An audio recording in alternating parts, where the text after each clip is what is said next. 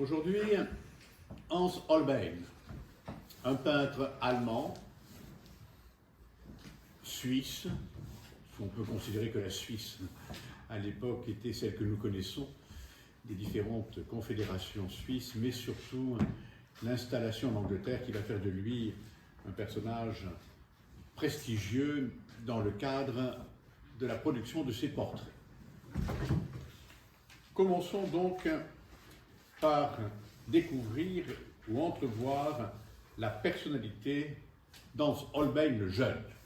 Son père, Hans Holbein l'ancien ou le vieux, ça dépend la terminologie que l'on veut bien employer, mais ce sera davantage le thème d'ancien qui va revenir. C'est Hans Holbein le jeune, cet artiste, qui va travailler effectivement dans une véritable production de portraits. Jusqu'à présent, nous avons vu différents types de portraits de cette école nordique. Lorsqu'on découvre les panneaux peints de Hans Holbein, on ne peut pas s'empêcher de se poser différents types de questions sur la nature même de ses productions, sur la qualité de ce personnage extrêmement précoce dans la réalisation de ses dessins. Hans Holbein le jeune n'avait pas 40 ans lorsqu'il va mourir à Augsbourg dans ces années donc, alors, excusez-moi.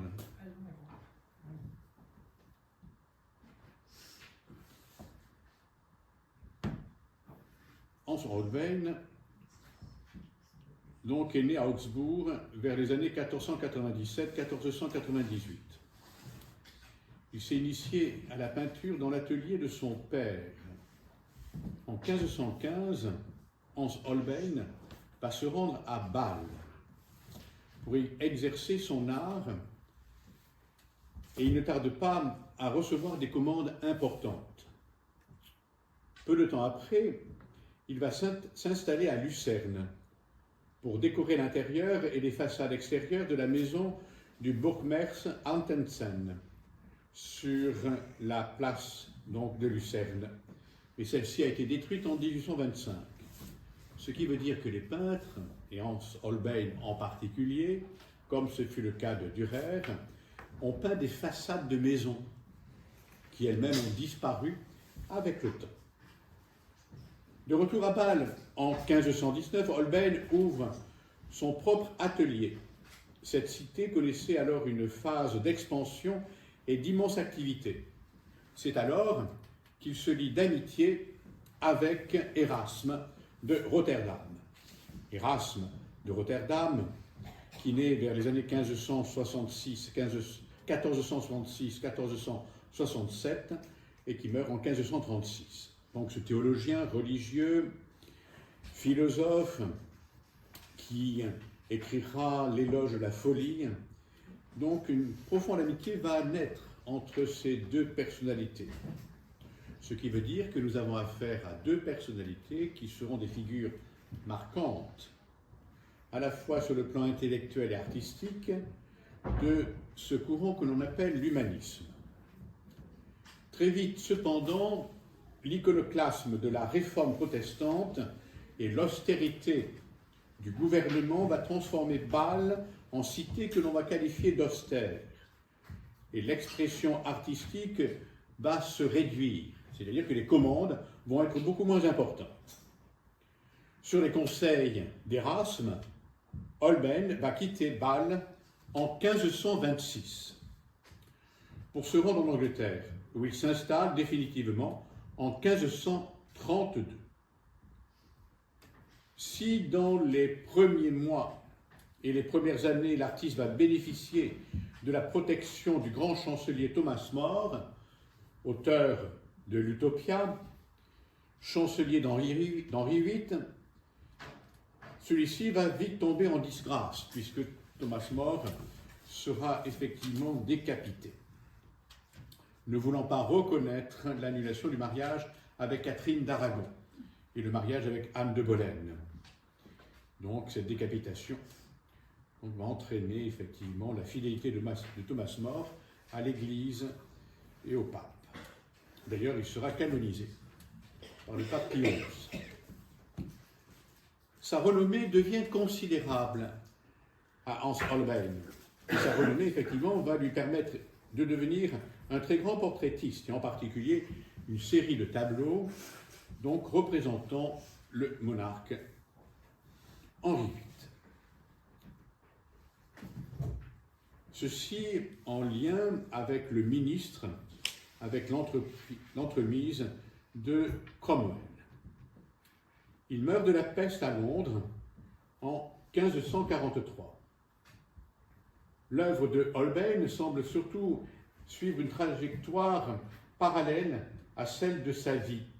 La période de Bâle fut certainement la plus emblématique pour ses débuts, et en particulier avec une série d'œuvres que nous pouvons retrouver dans ce portrait de Jacob Meyer. Il est jeune. Holbein va révéler ici même ses qualités de peintre et de portraitiste. C'est son père qui lui donne ses premières formations artistiques, mais également en tant que graveur, qui lui enseigne le genre du portrait, la vigueur de la ligne, l'étude de la figure humaine, les principes architecturaux qui permettent de mettre en scène les personnages qu'il représente. Son oncle, Hans Burckmer, le peintre le plus célèbre d'Augsbourg, lui enseigne à son tour la fluidité de la touche et la splendeur des couleurs, que nous retrouvons ici à travers le vêtement et surtout le couvre-chef, ce bonnet rouge. Il emprunte à la peinture italienne la monumentalité et le décorum, ce que nous retrouvons effectivement avec la frise, où on voit apparaître quelques boutiques et ces personnages reprenant les thématiques à l'ancienne, et on peut avoir ici même une véritable référence au peintre Mantegna de Mantoue. À la richesse de cette formation, le portrait éminent dans ce type de représentation du nord de l'Europe, avec les influences architecturales empruntées à la Renaissance italienne, nous avons une formation véritablement profonde qui permet d'ajouter le caractère effectif et la psychologie de ces différents portraits. Ceci va le rendre unique dans le genre du portrait. C'est sa capacité à définir les personnages par leur appartenance à une classe sociale déterminée et d'en exprimer les qualités, mais aussi les défauts. Jacob Meyer est bourgmestre de la ville de Bâle. Il est représenté devant un décor d'architecture enveloppé d'une cape de velours noir qui s'accorde avec le blanc de sa chemise et la tache rouge de son béret. Le portrait semble raconter une histoire qui est l'histoire de Meyer. Meyer est un fils de mercier.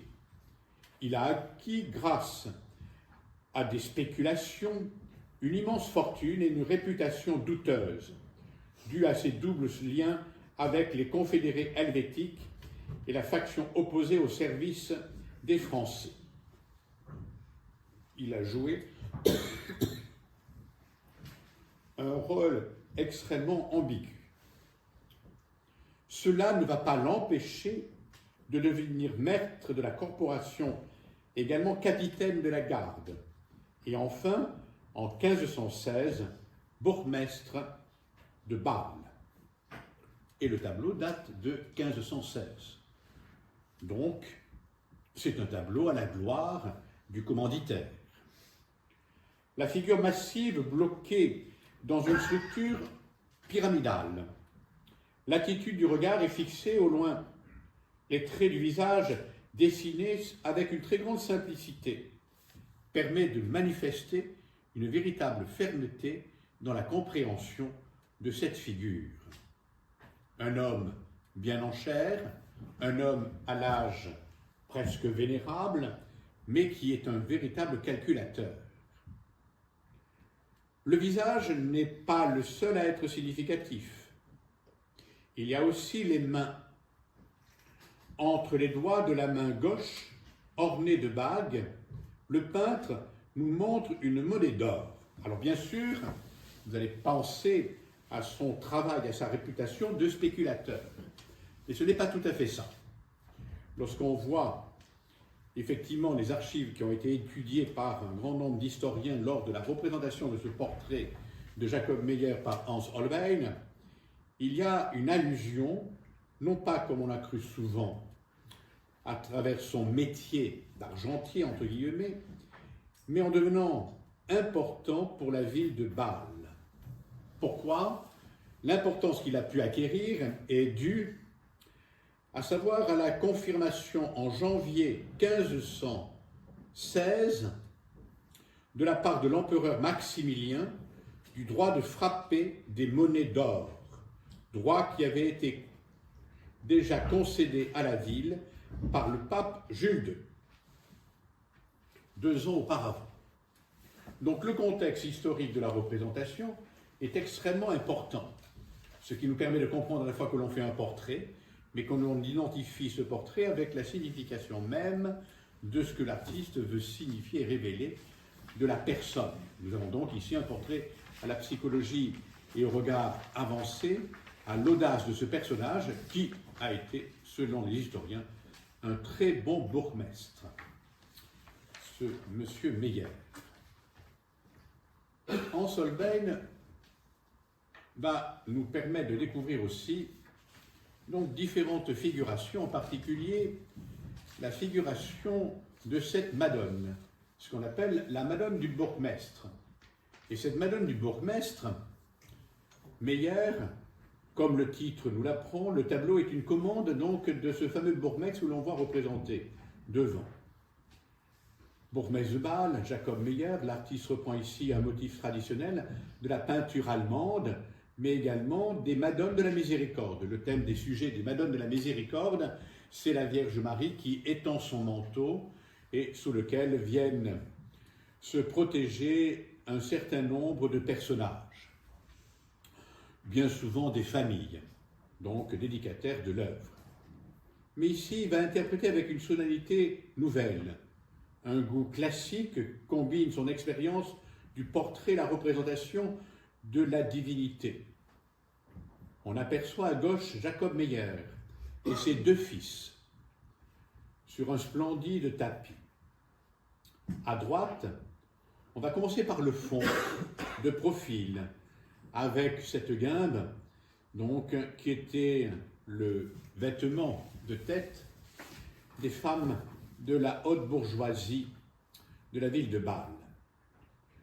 Celle que l'on voit donc au second plan, en arrière, c'est sa première épouse, morte en 1516, Madeleine Baer, B-A-E-R, puis sa seconde femme, Dorothée Kannenskeiser, épousée en 1512.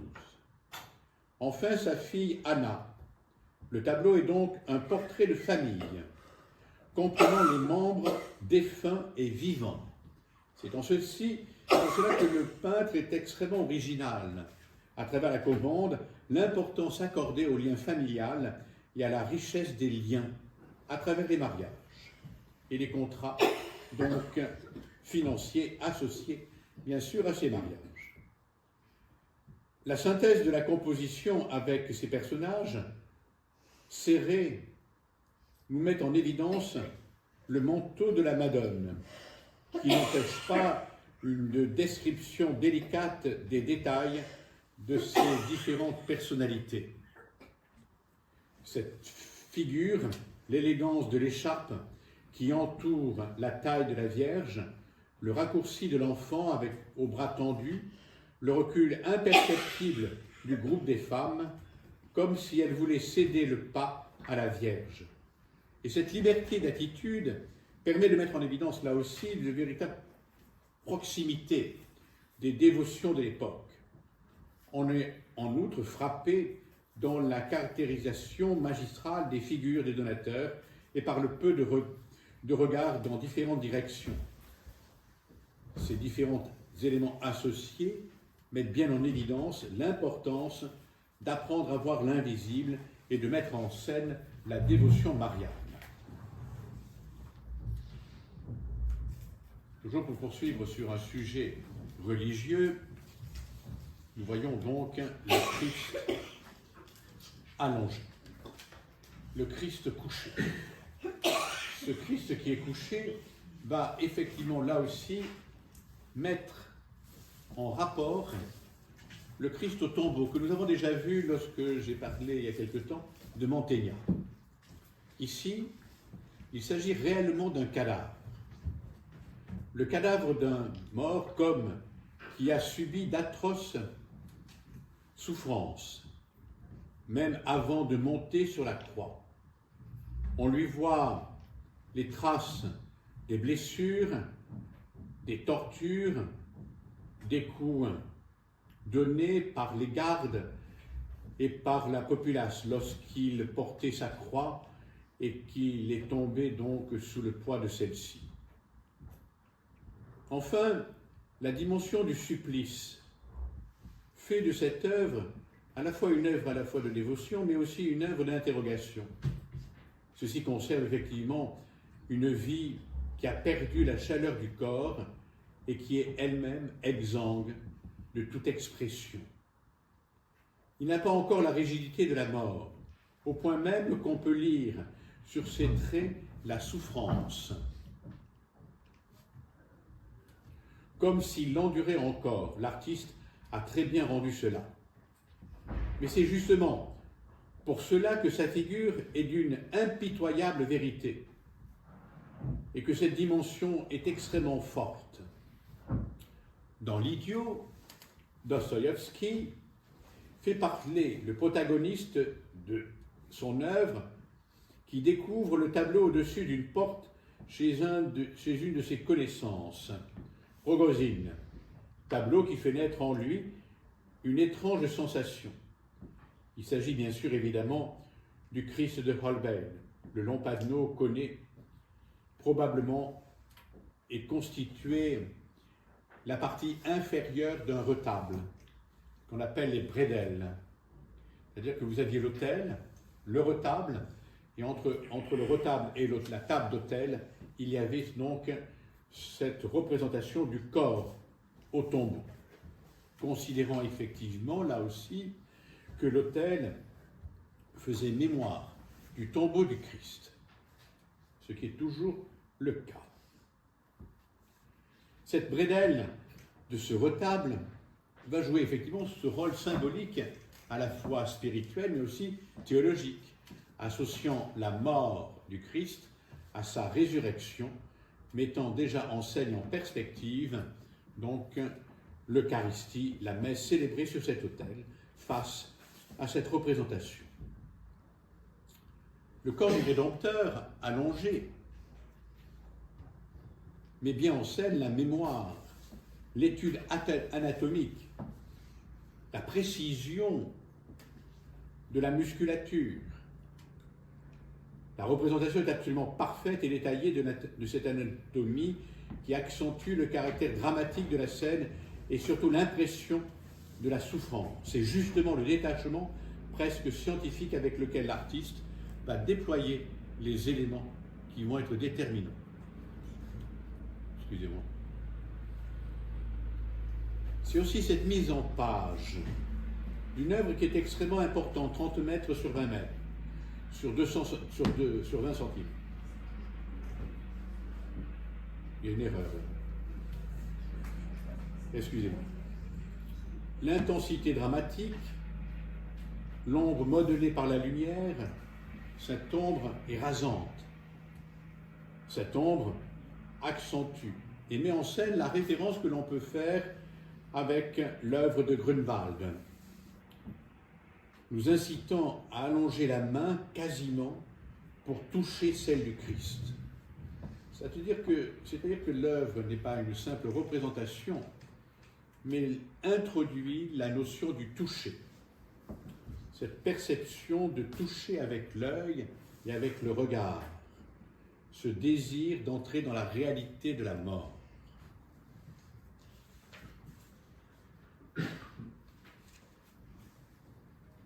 Le portrait de Georges Gatz. Ce tableau est la première commande faite à l'artiste par la colonie des négociants allemands établis à Londres. Le marchand George Gates, né en 1497, descendait d'une famille de colonnes, établie à Danzig. Comme toujours, le décor dans lequel le marchand est représenté illustre son activité, ses intérêts, son origine et l'appartenance à la classe sociale extrêmement aisée. Cet homme semble ici trop à l'étroit dans l'espace, compris entre la table, en raccourci au premier plan, et la nuit et le mur qui se trouve donc à l'arrière-plan. Sur ce tapis qui recouvre la table sont posés un vase vénitien avec des œillets. Quel est donc ce mystère de la transparence de ce vase vénitien? Quelle est donc la symbolique? Ça veut dire, on appelle cela un portrait double. L'œillet, c'est l'amour, passion, c'est l'amour qu'il vient de contracter avec donc son épouse. La femme n'est pas représentée, mais cette passion est déjà figurée. Cet amour-passion rose l'amour maternel également. Aphrodite transforma ses larmes en œillet. Également, l'œillet est introduit durant la période médiévale pour parler à la fois de la Vierge Marie et des souffrances du Christ. Donc, nous avons une très belle construction extrêmement élaborée. Nous avons un tapis avec différents objets sur celui-ci. Nous avons effectivement une scénographie. Et cette scénographie fait référence à un artiste flamand antérieur, légèrement contemporain, donc de Quentin Metsys, le banquier et sa femme. Le sujet est identique, mais les deux représentent les deux figurations de l'homme et la femme et du couple, associé à la femme et son livre d'heures, associé à son mari banquier, également à l'illusion de ce petit miroir qui renvoie à l'origine même naturelle de la fenêtre et l'association de la traverse, donc du croisillon de cette fenêtre, mais bien en scène, là aussi, ce que nous verrons tout à l'heure dans le tableau des ambassadeurs sur le thème de la croix. Le marchand tient entre ses mains une lettre, 2 lettres portant son adresse en allemand, ont pu être déchiffrées, sont placées effectivement derrière. Les étagères sont remplies d'objets.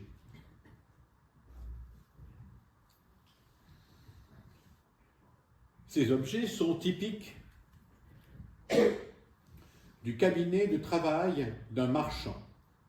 C'est-à-dire qu'il y a cachet, anneaux, clés, précieuse boîte à ficelles, une balance d'orfèvre, et sous la console à gauche, une inscription portant la signature de Gates. Il n'y a pas de joie sans douleur. Ce que nous pourrions prendre pour un tableau ostentatoire concernant l'orgueil, la vanité et la richesse de celui qui est représenté dans cette œuvre, nous entraîne à faire une véritable méditation sur le sens même des portraits de l'époque, et en particulier des œuvres et des portraits de Hans Holbein.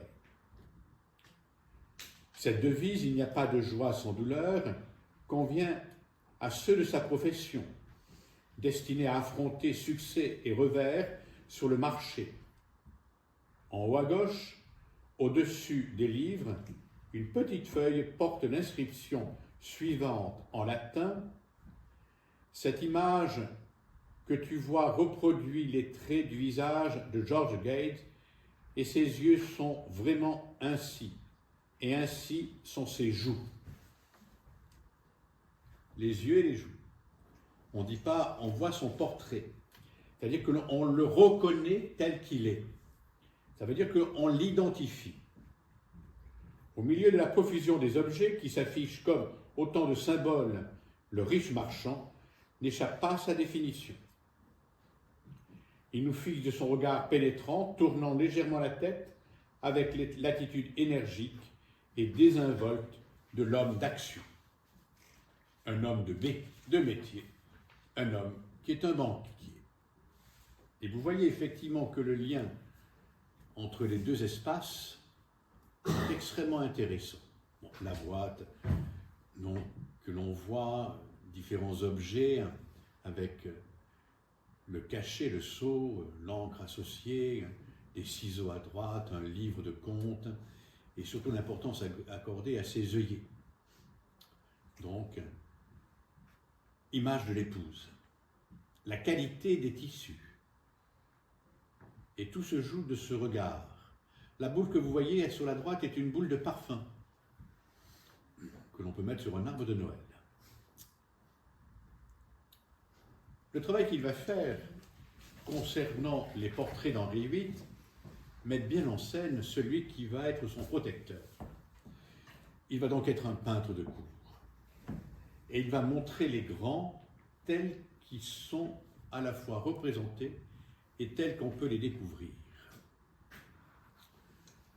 Donc le roi Henri VIII, qui meurt à l'âge de 55 ans, qui meurt en 1541, donc nous avons un portrait ici à la fin de sa vie, avec les ornements royaux, l'homme donc aux 6 femmes. Les ambassadeurs.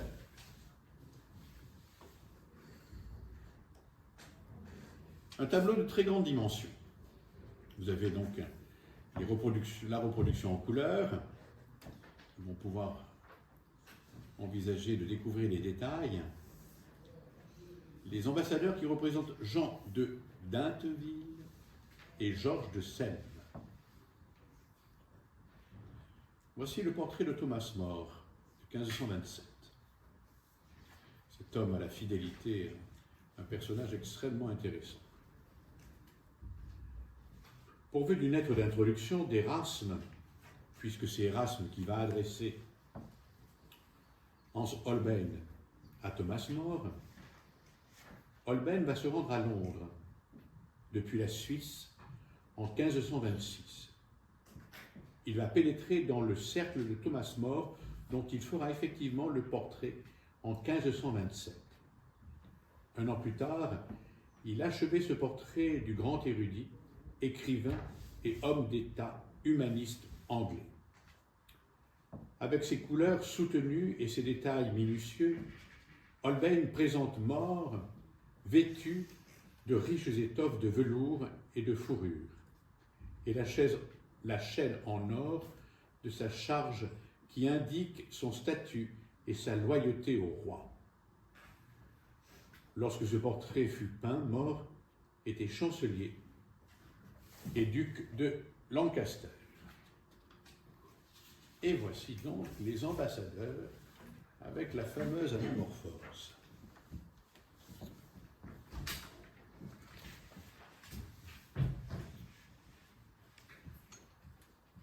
Je vais vous citer une phrase de Thomas More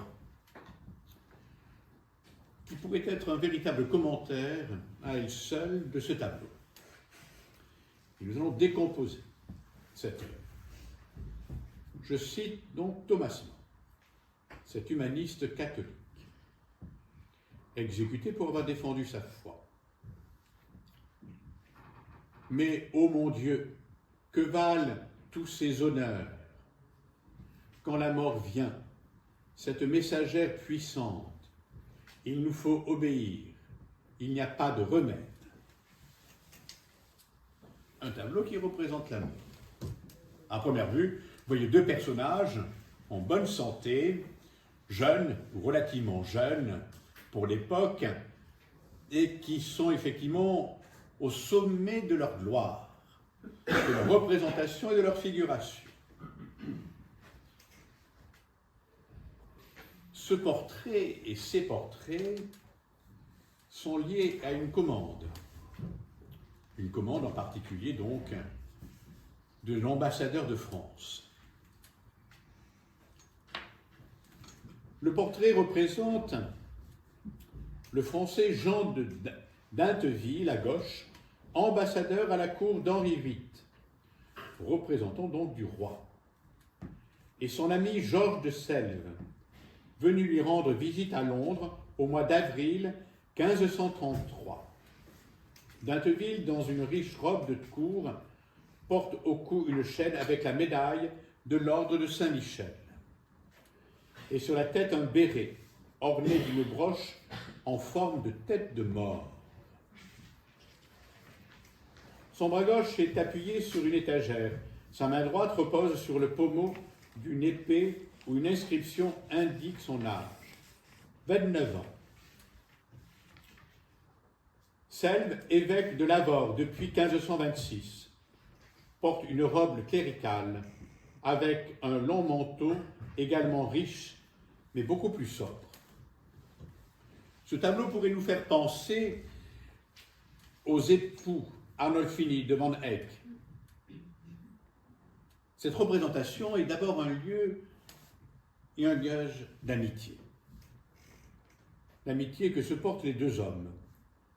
L'œuvre est peinte dans des teintes extrêmement sobres où les bruns dominent, mais relevés par l'éclat des verts et des rouges juxtaposés. La facture est lisse. Le dessin s'appuie sur un ensemble de verticales et d'horizontales entre les deux personnages qui encadrent cette table à deux niveaux où sont déposés différents objets. Dans une attitude donc extrêmement symétrique. Un bras appuyé sur l'étagère centrale, l'autre allongé, la main à la hauteur de la jambe qui supporte le poids du corps. La noblesse des deux amis s'exprime par leur maintien et leur attitude. C'est à la fois calme et serein. Leur corpulence, leur barbe bien taillée, leur situation se traduit aussi par leurs vêtements sobres, mais coupés dans de riches étoffes et doublés de fourrures, dont le peintre excelle à rendre la matière et dans les accessoires précieux.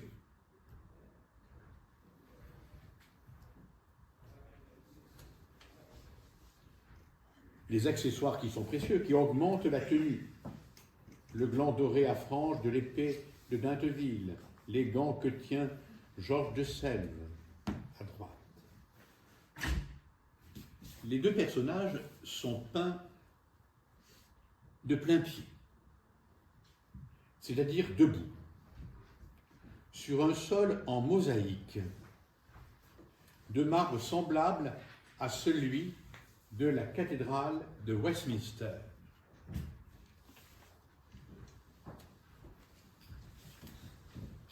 Sur l'étagère, entre eux, sont disposés des objets dont la signification est essentielle pour la compréhension de la peinture. Commençons par la partie inférieure. Le luth, instrument de musique. Dans les tableaux de la Renaissance, un instrument de musique symbolisait l'harmonie, l'équilibre des sons. Ici, il y a une corde qui est cassée.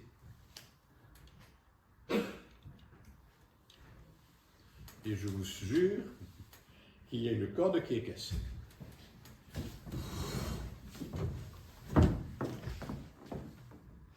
Là et là, voilà.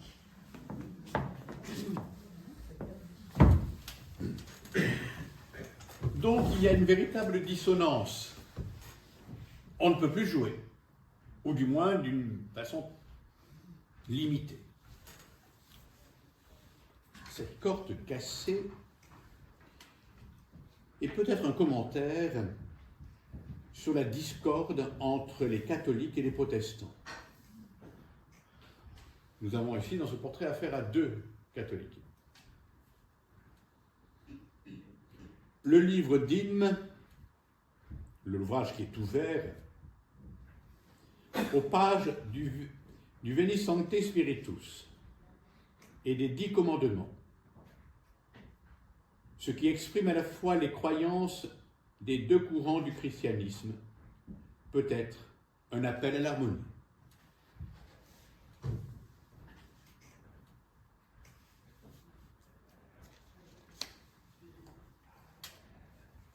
globe, instruments de musique, les sciences sont à l'honneur.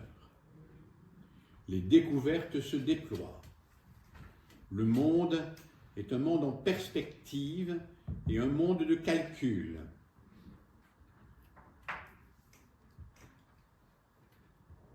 Le globe.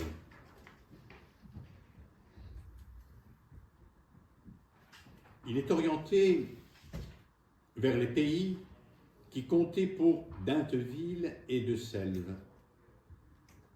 L'Europe est dans une position dominante. L'Afrique en dessous et Rome au centre. Alors ça, c'est extrêmement difficile à regarder. C'est pour ça que je me suis permis de faire une photocopie. Là, il faudra vous munir d'une loupe. Bien que représenté à partir d'un véritable globe, Holbein en va en modifier certains éléments et intégra d'autres comme le nom du château d'Inteville à Polizy en France, où le tableau devait orner le grand salon. C'est-à-dire que la géographie est une géographie associée à des lieux, et que le monde qui est représenté essentiellement l'Europe est associé au lieu où le tableau est destiné, lié à la commande, donc, de monsieur l'ambassadeur du roi de France.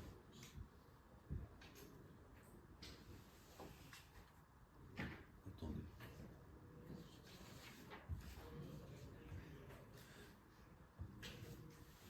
Les instruments scientifiques. Les deux hommes sont appuyés sur cette console, ce meuble, recouvert d'un tapis d'Orient. Cet univers scientifique renvoie à la notion de la culture, donc de la connaissance, et aux découvertes de l'époque. Ceci rappelle l'érudition des deux hommes. Parmi les objets représentés, on reconnaît un globe céleste et un cadran solaire portable. Le cadran que l'on voit donc à la verticale.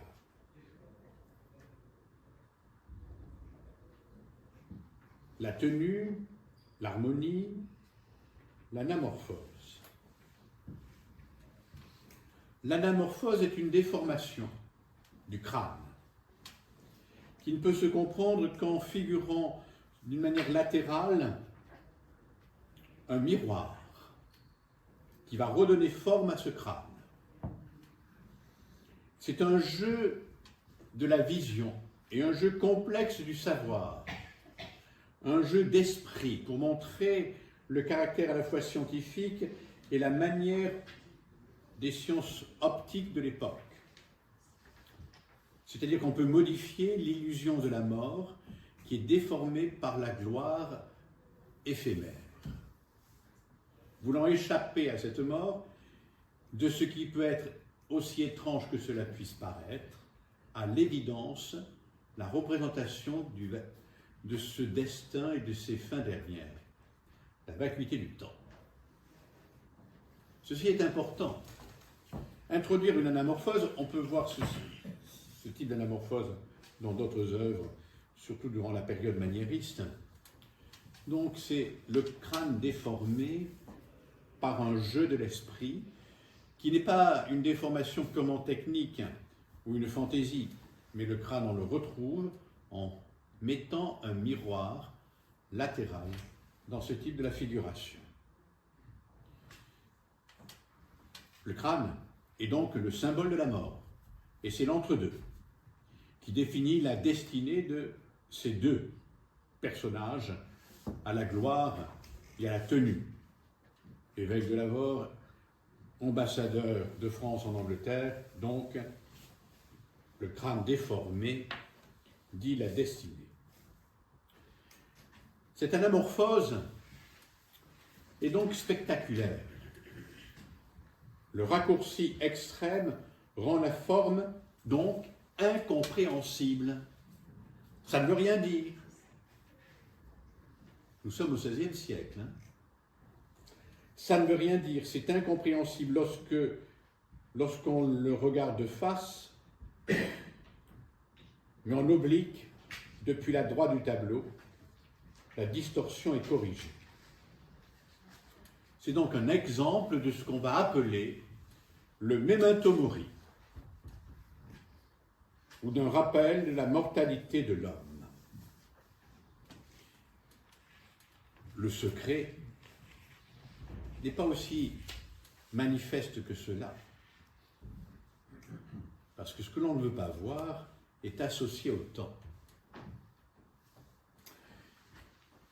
Il n'empiète pas sur les personnages, c'est simplement sur le pavement. Et ce pavement pourrait vous faire penser effectivement à ce qu'on appelle un pavement cosmatesque, de la famille des cosma, qui va donner le nom de cosmétique.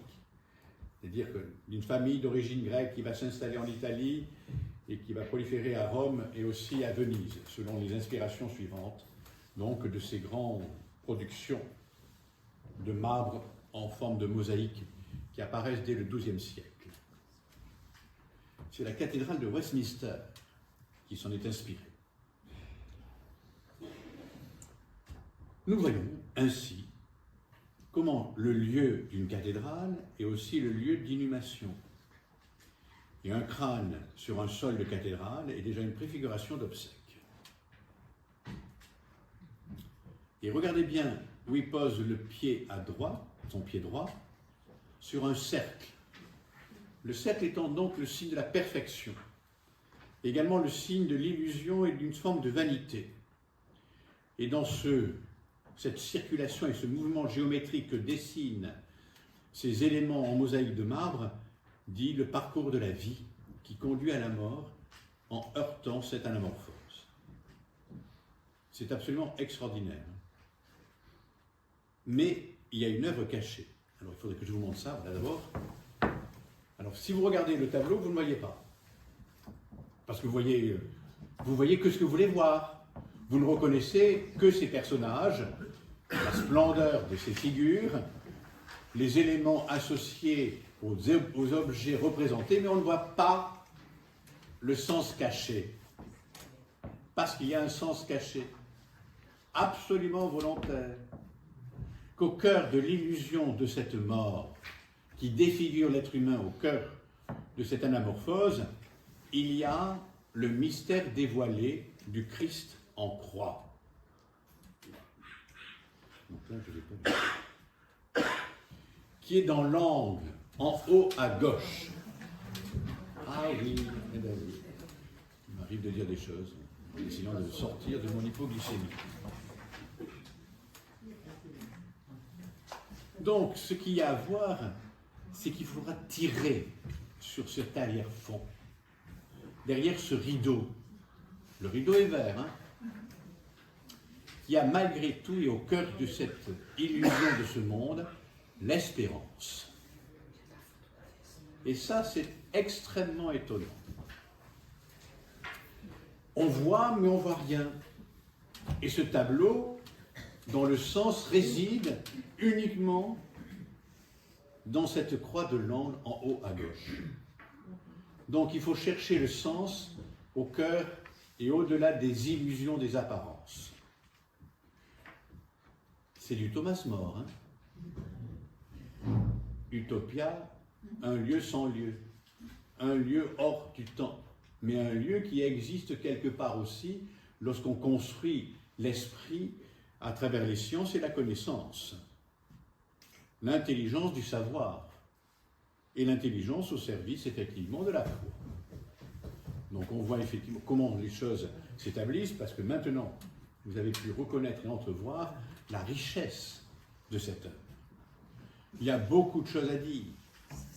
Mais cette œuvre qui est de très grande dimension, donc qui est malheureusement à Londres, c'est dommage qu'on ne l'ait pas gardée, mais que voulez-vous, il faut bien en donner à nos chers amis anglais.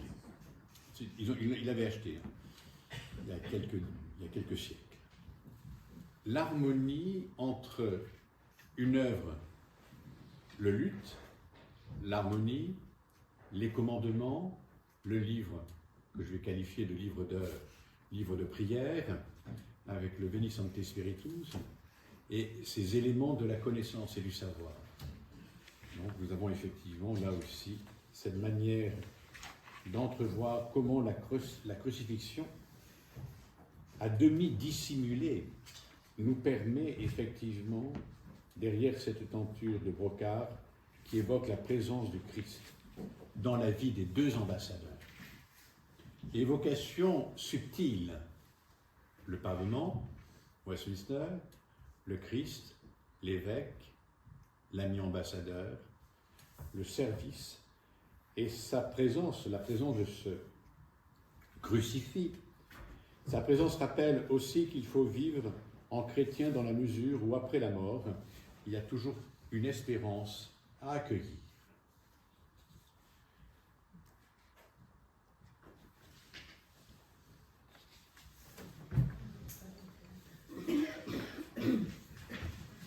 Portrait de Jeanne Seymour, la troisième, dans la version comptable des épouses de ce bon roi Henri.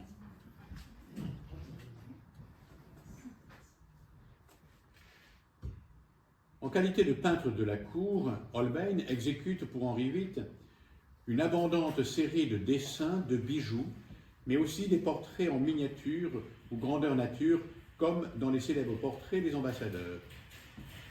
Parmi eux, celui d'Anne Boleyn, également de Jeanne Seymour, 1535-1536. En 1538, il va réaliser aussi le portrait de Christine de Danemark, duchesse de Milan, d'Anne de Clèves, de la reine Catherine Howard, du duc de Norfolk. Holbein confirme son talent particulier.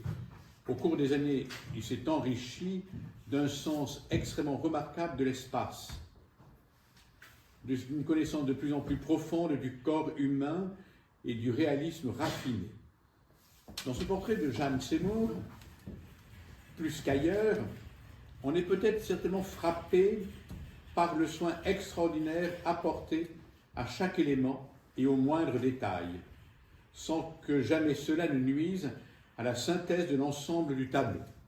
Holbein décide sur les habits, les pointes des coutures, sur les dentelles, les transparences des broderies, sur la coiffure, les épingles et les attaches.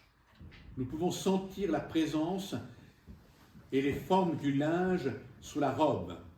Si nous regardons attentivement la coiffure, nous pouvons remarquer une précision dans la réalisation de la structure qui nous permet de la reconstruire telle qu'elle aujourd'hui. Il va soigner particulièrement les bijoux, dont l'étude est documentée par une abondante série de dessins. Il va déterminer leur forme et leurs détails, les pierres, la monture, la lumière, bagues, broches, colliers, pendentifs, perles et pierres précieuses, ornent les mains, le cou, les habits de la reine et des autres personnages royaux. Le portrait de Jeanne Seymour est l'un des exemples les plus significatifs de cet intérêt pour la façon dont les personnages de son époque étaient habillés, un intérêt qui fait de l'œuvre de Holbein un instrument fondamental de l'histoire du costume. Portrait du prince de Galles, à 2 ans. Oui, il est mignon, c'est Noël.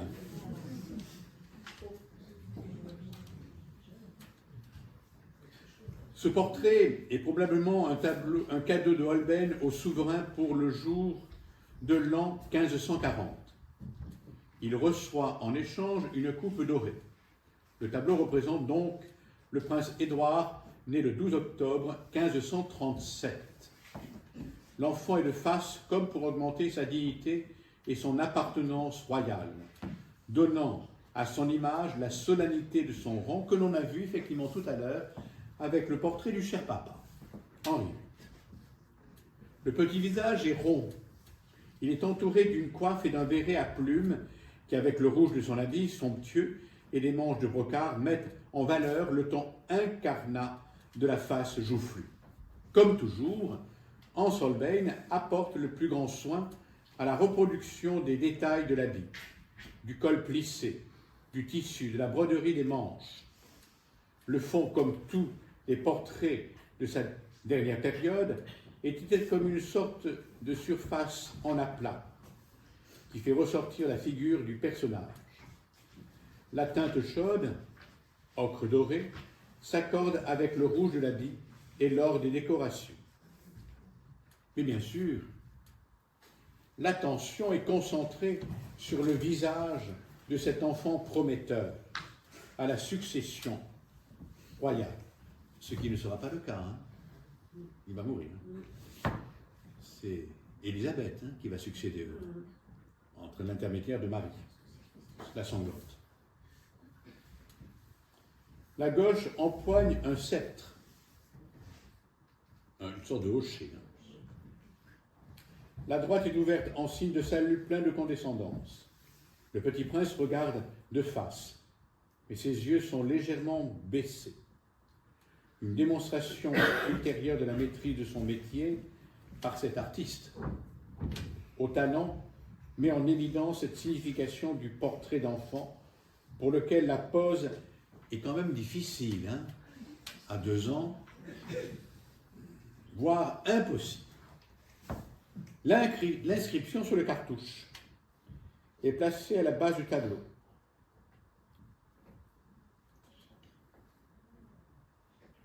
Cette inscription a été rajoutée après. Composé par le poète de cour Richard Morrison, il exhorte le petit prince à égaler la grandeur de son père. Cette inscription flatte davantage le roi Henri VIII que l'enfant.